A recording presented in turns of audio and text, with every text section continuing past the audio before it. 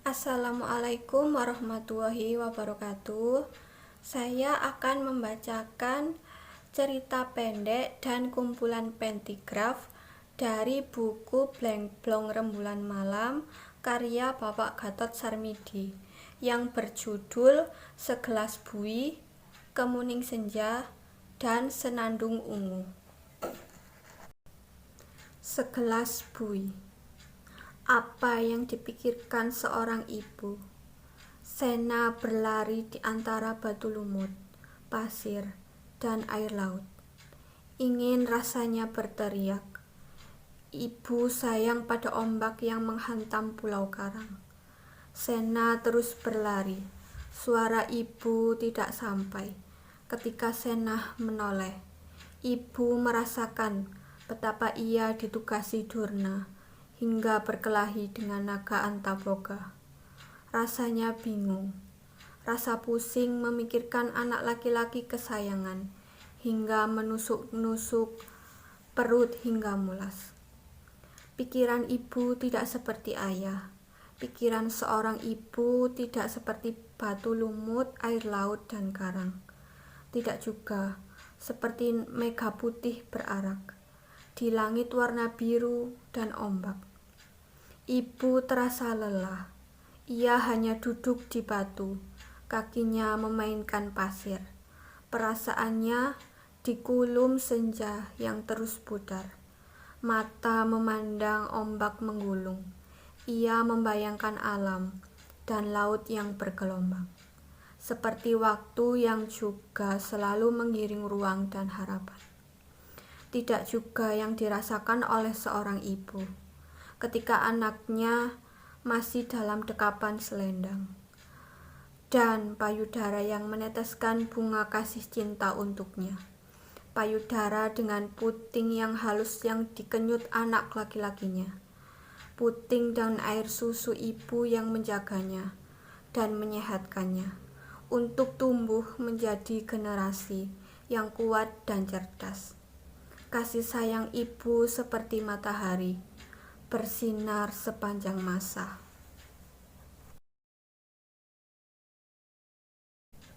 Kemuning senja. Rupanya langit tak berteriak, rumput-rumput hanya berkibar. Seraya bayang-bayang hitam hampir petang. Maskur duduk lalu jongkok, menghabiskan seputung rokok di pematang sawahnya. Betapa tidak, senja hingga kemuning, dan petang hingga gelap. Ia hanya sesosok tonggak hitam yang mengasap, halus terlihat dari jalan beraspal yang sudah rusak, berparah ruah. Maskur kini bagai Dananjaya, menjalani tapa. Ketika perempuan-perempuan bertubuh sintal, mulai menggoda dalam bayangannya. Ketika Denawa juga menggoda dalam bayangannya.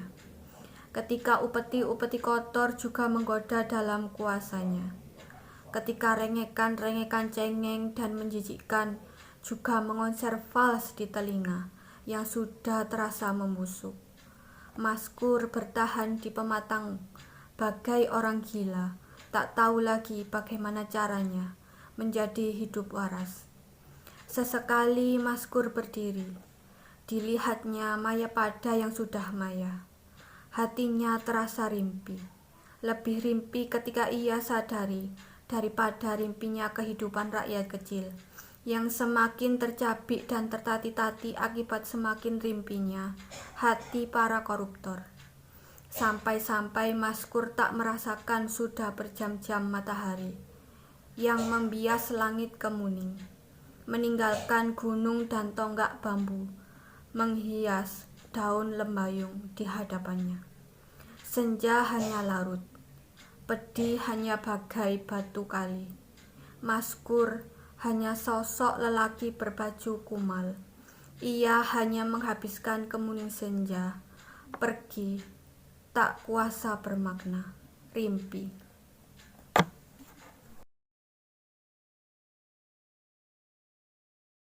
Senandung ungu. Joni bernyanyi di antara lampu-lampu biru dan yang terlihat dari kaca jendela kamarnya. Sebuah ekspresi lembut dan menawan ketika hatinya pilu.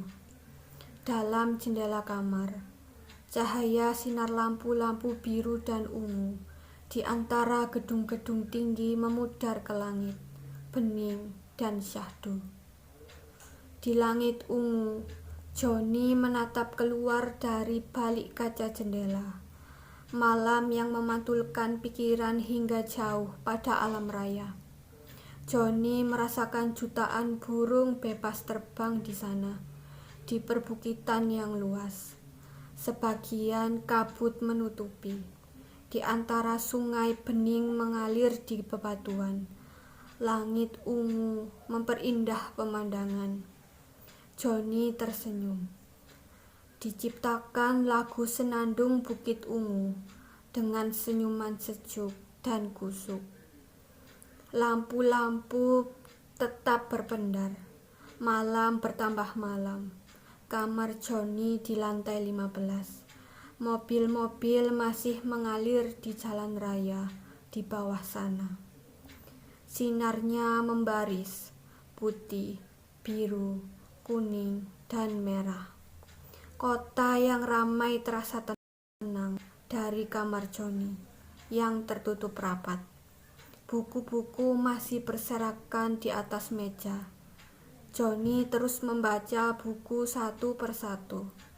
Beberapa potret Havana ada di atasnya. Gaun ungu terlihat dalam salah satu potret. Itu potret Havana. Johnny mengambilnya. Havana bergaun ungu di atas kuda putih. Potret itu ditempelkan di dinding kaca. Pendar lampu dari gedung-gedung bersemburat memperindah potret. Johnny melihat kembali foto-foto dirinya dalam sebuah album. Beberapa foto menurutnya menarik ketika bernyanyi di musim dingin, ketika bermain ski di atas putih salju, berpose di depan sping, memasak bersama kawan-kawan, belajar bahasa-bahasa di dunia, dan bernyanyi bersama di tepi pantai. Beberapa foto ada yang sudah rusak. Itu hanya beberapa pengalaman kecil bagi Johnny sebagai orang yang gemar traveling, berfoto, dan belajar bahasa dan budaya di beberapa negara yang pernah